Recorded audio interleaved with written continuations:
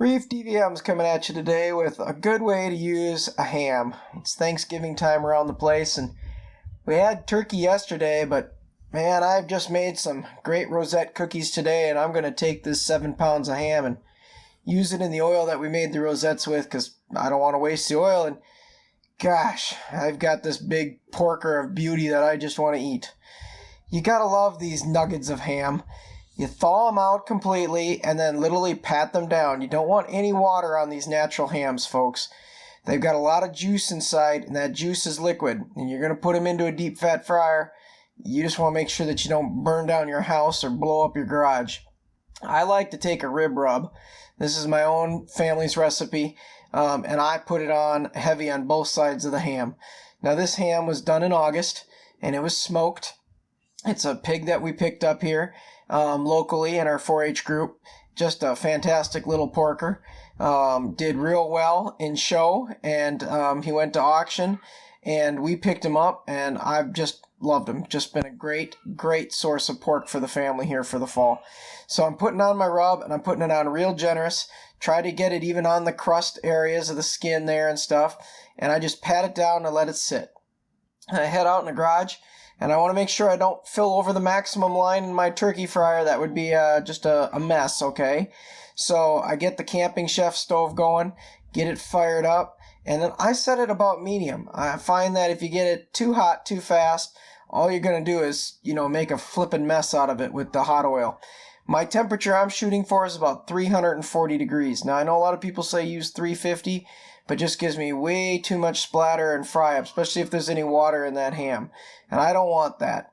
So then I head out and grab the thermometer, and I like a thermometer that has 2 probes on it.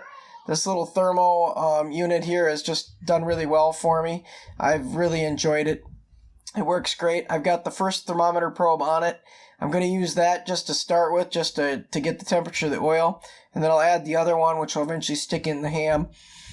And then that's how I'm going to monitor both. I'm going to make sure that the oil doesn't go over probably about 340. I'm going to drop that ham in that beast, and then I'm going to cook that ham until we hit about 160 degrees. 7-pound ham probably take me about maybe 18, 19 minutes. They say about 3 minutes a pound, but it goes pretty fast. Now, I'm going to cover this thing with just a simple, basic glaze. I take about 3 cups of pineapple juice. If you can do it, get the real stuff. And then I take about a cup of honey and a half a cup of brown sugar and just a little bit of mustard. It makes a fantastic honey glaze on the top of the ham. It makes a real nice juice that sits at the bottom of the ham that you can use for reheating and dipping your pork in. I mean, this is one of these, great dishes on the farm. It's real easy to make, real fast to make. I'd say the glaze takes all of about maybe 15 or 20 minutes to cook down to get a little bit thick. I don't make it like molasses. I just make it so it's a little thicker, okay? Make sure you pack your brown sugar and put that half a cup in and just cook it nice and, medium heat, maybe a little bit of bubble to it, but, don't boil it to the point that it burns your brown sugar and your honey to the bottom of your pan. And it's going to make a real nice glaze. I like to put my glaze right out of the fryer, and then I let it sit for about 10 minutes in a nice warm oven. Now, I know that some people just cover it with tin foil, but I don't like my ham cold. So I put it in an oven that was turned on to about, 250 degrees, and then I shut the oven off, and I let it sit in there with the glaze on it. So I'm going to let this kind of slowly simmer. Maybe I'll actually do more of a medium, and I'll try to cook some of the liquid out of it. As you can see, it's starting to get thicker. This is all I want. Again, I don't want that Texas, gravy kind of style. I just want it to be a little thicker. Outside here, it's 341 degrees. That is the temperature of our oil. That's perfect. So I've got the ham with the rub on it. I've got it in the basket. I'm going to stick the probe in it, just so that we can tell how hot that's getting, because remember, we're going to cook that to 160 degrees. Try to avoid the bone, obviously, folks, if you can. Don't try to put the thermometer right up against the bone. And then I'm going to use the other thermometer probe to monitor the temperature of the oil. Again, we're starting at 340 degrees. Once I put this ham in, that oil's going to cool down to probably about 310, and then it'll slowly creep back up to maybe about 325, somewhere in there.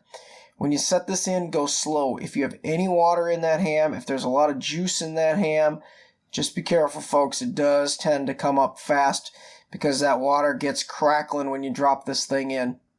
Once I get it in, I throw the lid on it, make sure I got my temp probes in, and basically sit back and wait. This one will be done in probably 18, 19 minutes. Right now, the temp of the ham is 47 degrees. I'll get the probe in the oil here so I can monitor that at the same time. Remember, we're going up to 160. It's a very simple thing to make, folks, and it tastes delicious.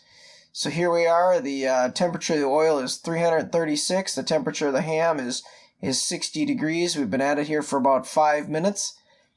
And like I said, the Thermal Pro is working perfect.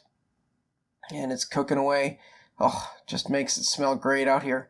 I love the smell of this porker nugget. It's going to be great. I really, really enjoy cooking these. These are just fun to do. As you can see, it's down in there. It's just boiling away in that hot oil, folks. So I'm getting my pies ready inside here for dinner, and I look over.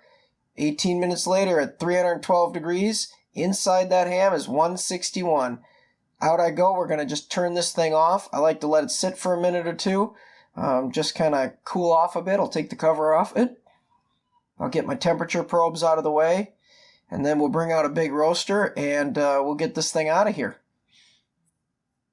And now again, folks, remember this is really hot oil. And when you pick it up, you just get it in the roaster. And then we'll get it in the house where we can work with it a little more safely. It's very hot oil, remember.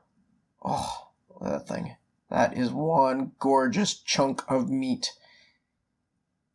If you like a nice bark on a piece of ham, this has got it, folks. There's 6 of us, and we'll just devour this ham tonight. This is just a great ham to have on Thanksgiving weekend.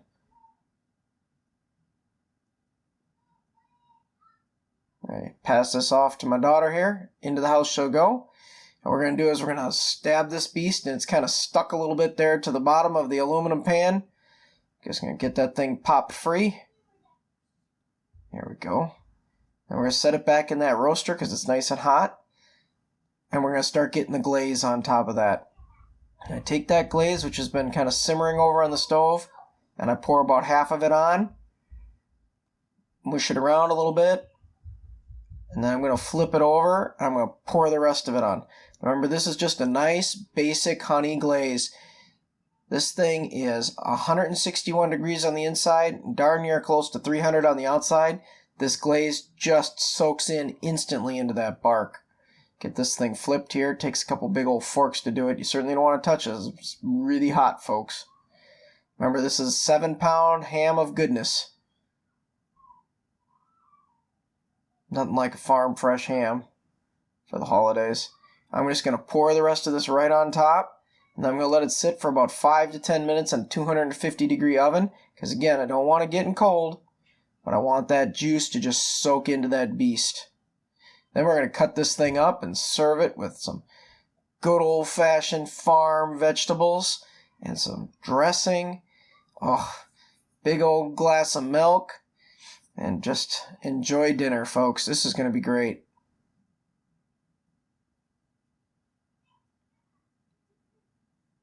So here we are. We got on the table. Got the green beans and the buns and dressing all served out. Time to cut the beast. I love it. Oh, just looks delicious, folks. I think you'll really enjoy this recipe.